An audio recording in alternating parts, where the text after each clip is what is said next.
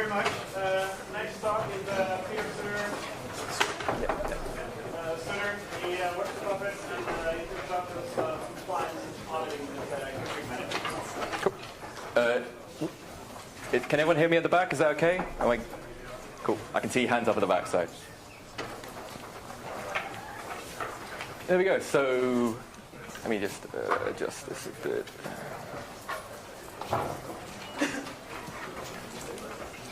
So who am I? As I said, I'm Peter Sutter.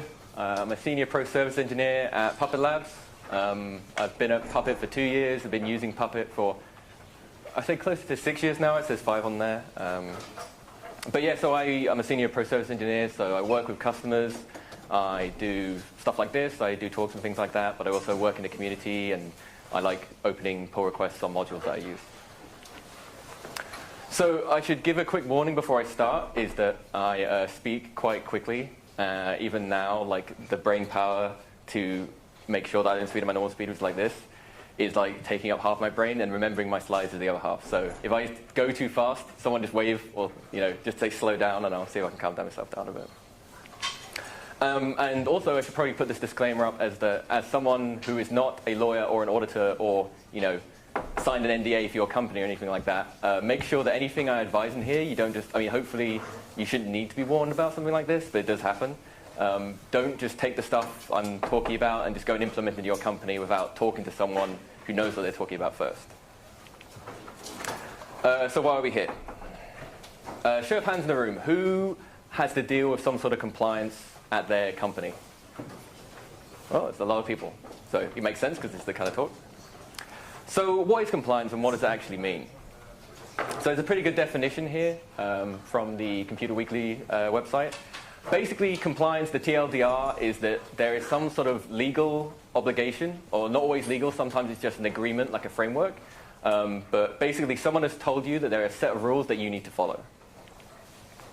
And this is a kind of a side thing here, but it's an important note that compliance is not security, or more accurately, compliance doesn't directly correlate to security. It's a part of a secure kind of framework you have in your company, but just because something is compliant doesn't mean it's going to be secure. It might help, but it's not just that.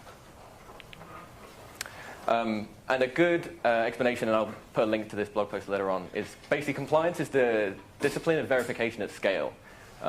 Because the general idea is that if you think about your system, if you had to document every single file that's on there and how they're working, it's going to be pretty difficult. So compliance is basically just a framework around making sure that at your company you've got an agreed upon kind of framework for how you're doing things. And as people who probably put their hand up, and so people who put their hand up for compliance, put your hand up if the compliance or sort of stuff you have to do at your company just gets thrown over the wall at the last minute. There's a few hands there, okay.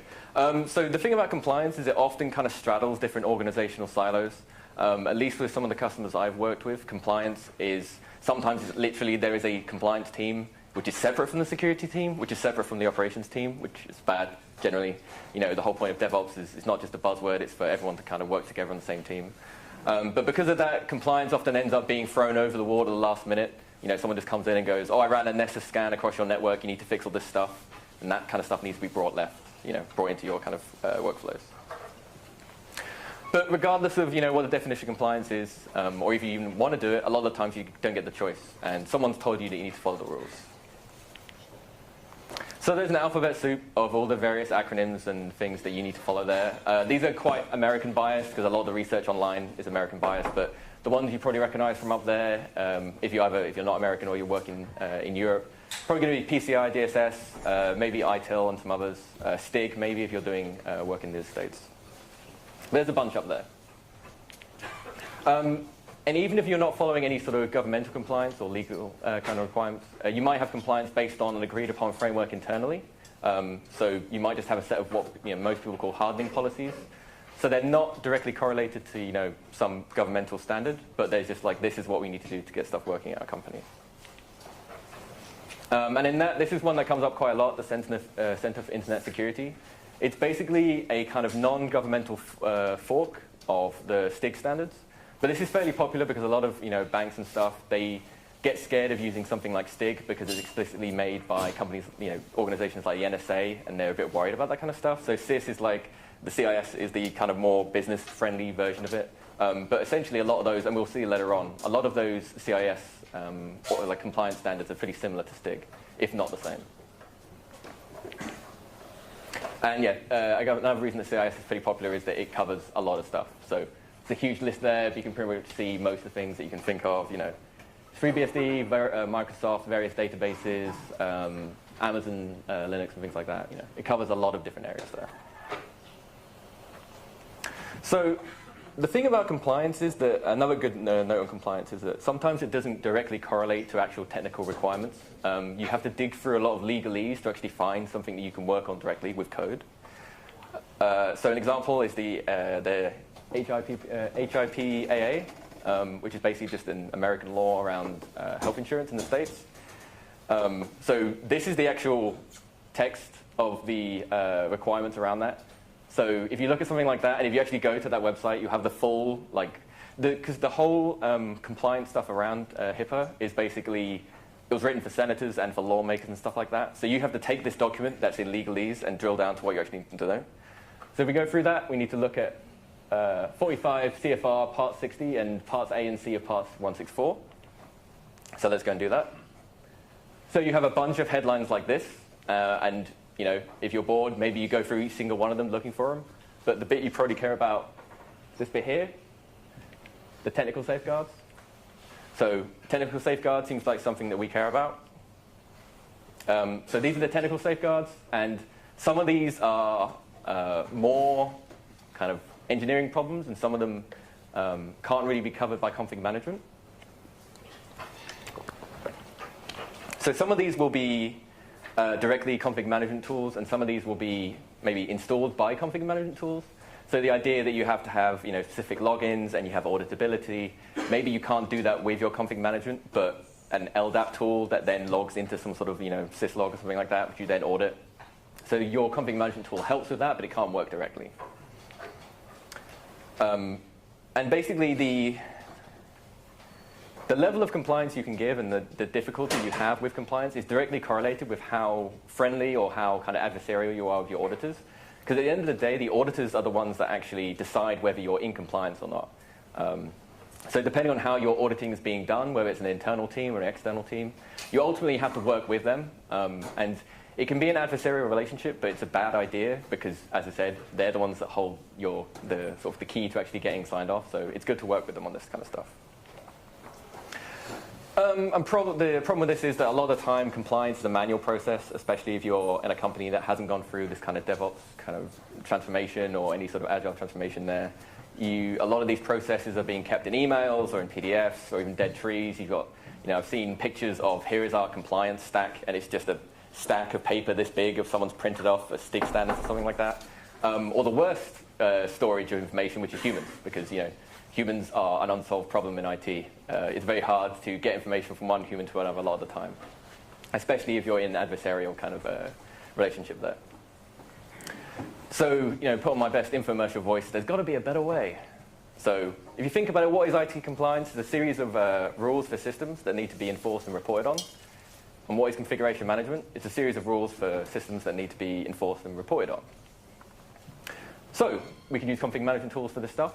And if you're here, you probably have a little bit of experience with this. So what's the advantage of actually doing that? We've got reduced cost and time per release. Automating stuff makes things better. It means that you have a sort of agreed upon standard for things. You've got the idea of sharing and reuse. And I'm going to talk about the Isaac Newton once said, you need to stand on the shoulders of giants. A lot of people have already done the work for you. You don't have to start the stuff all over again. And for example, GDS, the Government Digital Service in the UK, they open source all their work because technically taxpayer money is going towards all this code. So they try and open source as much as possible, and then they've already done the work for you. There's no point in having to do it again. Yeah, you have a single source of truth. If you have compliance as code, then you have a single place you can go look for it instead of having to dig through a bunch of emails and talk to a bunch of people. And at one point I had no arguments about semantics, but more accurately it's less arguments about semantics, because if you've got an agreed upon standard, a DSL, domain specific language, you don't have to argue about like, oh, we should do this with a sed, oh, we do it with awk, and that kind of stuff. Fewer arguments about semantics. Nice. Fewer arguments about semantics, yeah. And as I said, a lot of the requirements for these compliance standards, some of them aren't actually technological things. So if we go back to the HIPAA standards in there, some of them were stuff like you need a security guard outside of your data center and that kind of stuff. Unfortunately, we can't automate that stuff yet. So the more time you have to get rid of the technical stuff, the more you can sort of push the soft skill stuff away. So how does it actually look like in action? Let's pick a really basic example on how we would actually do this with config management tools. So talking about the CIS standards, you can actually go and get the CIS benchmarks there. So we're going to talk about the CentOS 7 machine. And here's CentOS 7 rule 123. I just picked the most basic one just to show, because I'm going to talk about trying to give the most basic example as I can. Obviously, there's going to be more complex ones. But the TLDR of this is that you should have GPT check. GPT check equals 1 if you're on a Red Hat system and you want the standards, because hopefully your packages should be signed and GPT signed.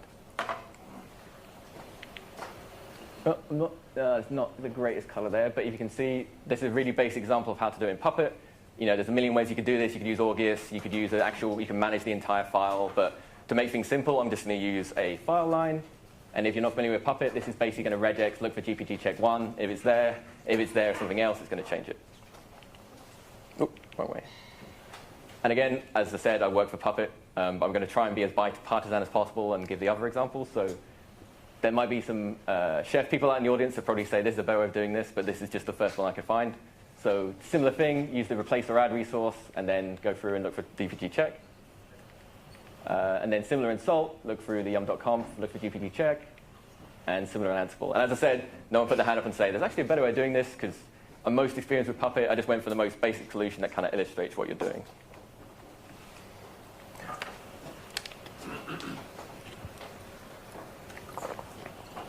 So one of the things that comes up a lot, so I do pro services, so one of the sort of basic requirements for Puppet for pro services is someone's come along and told us that we need to be, PCI compliant or something like that, and they want some config management to do it. And there's a few different approaches to how you actually use config management to do this. So one would be you already have a bunch of config management code, and then you basically just make sure that that code you've already written gives you the compliance you need. So for example, I'm going to give a Puppet example here. For that yum check we had before, maybe you already have a yum module that you've got, and you just go in there and change the parameter to make sure that GPT check equals 1. So that's the method I recommend the most. You should be using the existing tooling that you've got. But I talked about silos earlier on. Sometimes someone's primary use case for compliance and config management is just for compliance, for nothing else. They just want to use this tool. Maybe they've got a different tool and they're using this just for this one area. So in that case, you might use a dedicated CIS module or STIG module or something like that, and then you actually use it for that way. And a lot of people end up using some sort of, if they're using their compliance tooling as a scanner as well, so not just enforcing it, or maybe they can't enforce it because, again, they're very siloed. Maybe they've got a change freeze, but they need to scan through your system. Most config management tools have some sort of dry run mode. In Puppet, it's no-op. In Chef, it's try run. In Ansible, I think it's dry run. Anyone? Is it dry run in Ansible? Check, just check, yeah, that's it. And then I think there's, anyone Salt in the room? Is there a dry run in Salt? Yeah, testing. Testing is true, okay, makes sense. So some people, if they're in a siloed place or somewhere where they can't easily, they're moving on that journey and they can't easily just run stuff on their systems, they can run stuff in a dry run mode and go through that. So there's a few approaches you can do here.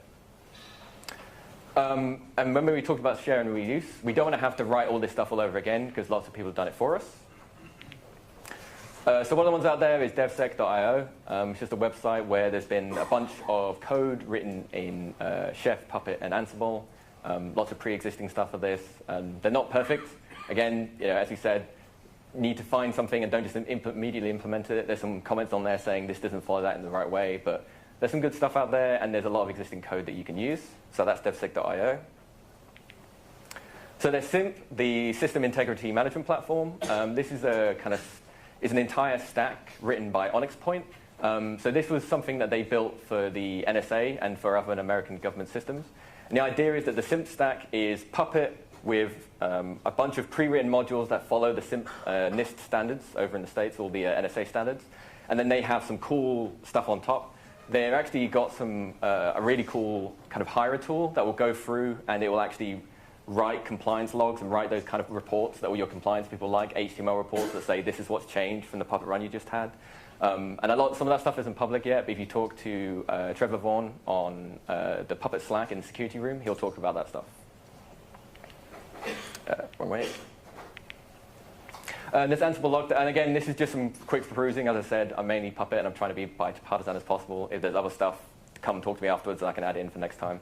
There's Ansible Lockdown. Ansible partnered up with a security partner, and they wrote some, I think these are specifically, yeah, these are the STIG standards, so they've written some pre-written playbooks for the STIG standards. And for all this stuff, you go on the community hubs, if you go to the forge, you go for the cookbooks, you go to Galaxy. If you look up like a CIS or STIG, lots of people have written this code before you. So don't write all the stuff yourself if you have to. Try and use something that someone's written before and fork it if you need to. However, there's two parts to IT compliance. There's the enforcement and then there's reporting. So config management can be used for both. But I tend to sort of say that you want to use the config management part for the enforcing and use a separate tool for reporting. And there's a few reasons for that. One is that, as you said, some of the stuff can't be caught with config management as much. The other thing is that for certain standards, that one. Yeah. So for certain standards, there are what are known as ASVs. So for certain compliance standards, only people that have been officially given the sort of kosher stamp of like, this is the thing you can do that. So sometimes you can't use Puppet or Chef or whatever because it's not been signed off yet. So. And the sad part is we're at FOSDEM. So the sad part is there's not as many open source versions of compliance tools because compliance, it's a big business. It's lots of enterprise companies. They have lots of closed source software. And I'm not saying that those tools aren't good. I've actually had some pretty interesting conversations with the Nessus team about some of this stuff. But we're at FOSDEM, so let's talk about open source stuff. So the most popular one, and this is something, there's actually, I think I looked through the FOSDEM schedule, and there's been, I think there's 2 or 3 talks about OpenSCAP. It's probably the most popular one out there. There's lots of tooling around it. Red Hat maintain a lot of stuff for it. There's lots of pre-existing standards for things like FISMA and DSS. And yeah, it plugs into a lot of things. So the most basic implementation of that is the actual command line tool. So this is me running it on a Vagrant box. I'm just using it. I'm just doing a yum install to install it. I'm running an eval with the most basic report. And then it gives me a file on disk, like an actual HTML file that I can look through and see all those compliance standards. There's also the SCAP workbench, which is just a GUI for this, and this works with SSH as well, so you can do it on remote systems. Just means it's slightly easier than having to do it on the command line. As I said, one of the good things about OpenSCAP is that because it's a standard, people have written a lot of tools to use it. So you don't have to do it on the command line. You don't have to do it exactly with the benchmark. There are other ways. There's APIs and stuff like that. So Foreman actually has a plugin for this, and Satellite is built on top of Foreman, so Satellite also has an OpenSCAP scanner. And funnily enough, I just added this slide in 5 minutes ago because I checked, and there's actually a talk about doing Foreman with OpenSCAP. So if you want to go learn more about that, there's actually a talk tomorrow in the security track, so go see that. As well as OpenSCAP, the only one I saw is Linus. I think this is fairly new. I think it's about 2 or 3 years old at this point. And it's pretty cool. It's open source. It works on a lot of platforms. It's fairly simple to install. I think it's just a binary that you can get.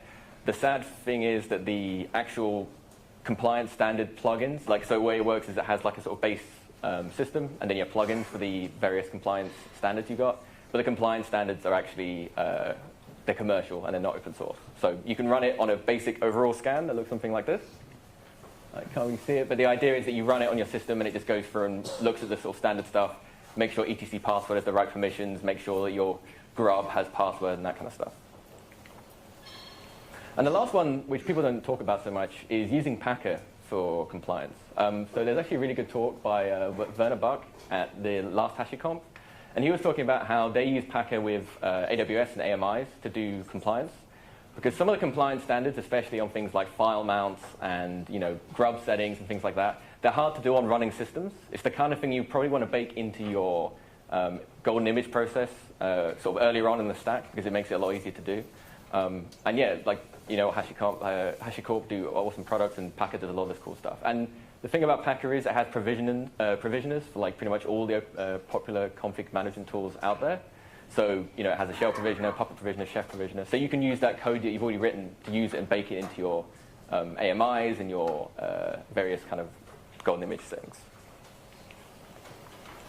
So how do we actually report on this stuff other than using OpenSCAP and Linus and that kind of stuff? There's what are known as system testing DSLs. So the most popular one, who everyone's heard of. So who here has heard of ServerSpec or is even using ServerSpec? All right, cool. There's like 20, 30 people. All right, so it's fairly popular. And if you're not familiar with it, it looks something like this. It's basically, if you're familiar with RSpec, it looks something like this. Basically, sort of RSpec helpers to do things like check like files are on system and they have the right permissions. So here's a really basic CIS check. It's for the one we talked about earlier on, the GPG. And it basically goes through, make sure that's all there. So you run this on your system, and it gives you a thing saying, nope, that file's not there, or it has the wrong permissions. So ServerSpec is so popular that it's inspired a bunch of other kind of forks of it.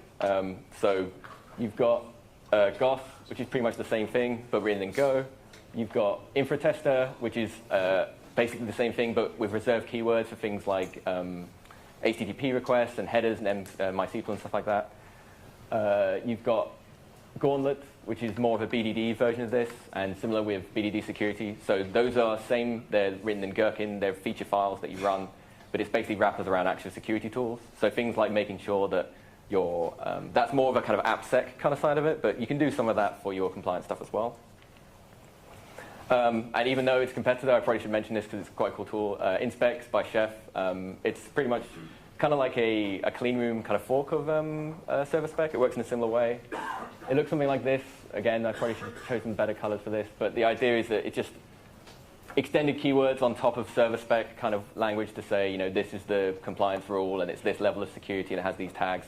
And then the code itself looks quite similar. Path config file, etc.yum.com should contain GPG check is 1. And then there's a talk at Config Management Camp 2016 about using this. And actually, the beginning part of it is quite similar to talking about how compliance shouldn't be a bunch of papers and it should be actual code that you can give out and stuff like that. So, what have we learned? Compliance is enforcement of standards. It's not security, but it's part of a security flow. And in the best case, it should be moved left. You shouldn't be throwing this stuff over the fence at the last minute. Yeah, as we said, compliance responsibility can be tricky. Like, who ultimately is actually responsible for this stuff? Is it the ops team? Is it the security team? Do you have a dedicated compliance team? Config management fits really well with the compliance kind of use case. The idea that you have to enforce standards based on that is pretty close. And regardless of the tool you use, there's a lot of pre-existing work, so don't just start all over again. And enforcement is just part of the puzzle. Reporting is out there as well, and unfortunately there's not much open source software for this stuff, but there is lots of existing tools that you can use. But ultimately, depending on the compliance standard you're following, you might actually have to use a commercial product because they're the ones that have been signed off for it, especially things like PCI. So if you want to know more, there's a bunch of awesome talks that are out there. This one from last year's PublicConf, it's actually Trevor talking about SIMP and how it all works and having open source compliance. They talk about more of the complex use cases.